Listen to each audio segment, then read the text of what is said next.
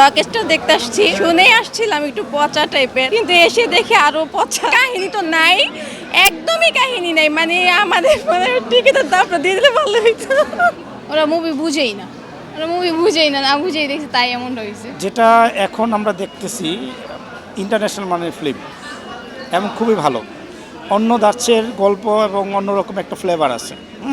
ওনার cinema উনি নিজেকে ভেঙে প্রত্যেকটা ক্যারেক্টার ভিতরে ঢুকে যায়। So good. সব দিকেই সমস্যা, পুরো কার্টুন লাগতেছে। যে মুভি দেখবো বাংলাদেশি সবটি কার্টুন, এর থেকে এআই আরো ভালো করতেছে। হ্যাঁ, রকেস্টার সিনেমাটা দেখতেছি, ফার্স্টে কেমন লাগছে বলতে, মানে কার থেকে কেমন লাগছে বলতে পারি, কিন্তু আমার থেকে ভালো লাগছে।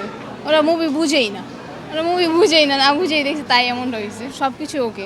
রকেস্টার দেখতেছি মোটামুটি ওইরকম না, আগের শাকিব খানের মতো না, যেমন তুফান দেখছি শাকিব খানের, ওইরকম না। আমার কিছু বলার নাই, আমার কাছে ভালো লাগছে সেটাই। ভালো ছিল, ভালো আছে। আমার মতে এটা কিছুই না, আমার মতে এটা অনেক সুন্দর হয়েছে। ওরা এলা মানে আছে না, অনেকে খারাপ মন্তব্য করে একজনকে পচার জন্য। তো যারা মূলত দেখে, যারা মন থেকে দেখে যে না ছবিটা আসলে সুন্দর হয়েছে, সামনে যে যতটুকু হয়েছে ইনশাল্লাহ আমার মনে হয় আরও ভালো হবে। সে রকিস্টার মতো ছবিটা করছে। আর সামনে সে এই যে আমাদের প্রত্যাশা ভাইয়ের কাছে আরও সুন্দরভাবে যাতে সে আরেকটা ছবি মুভি বের করে। আর রকিস্টার হয়েছে।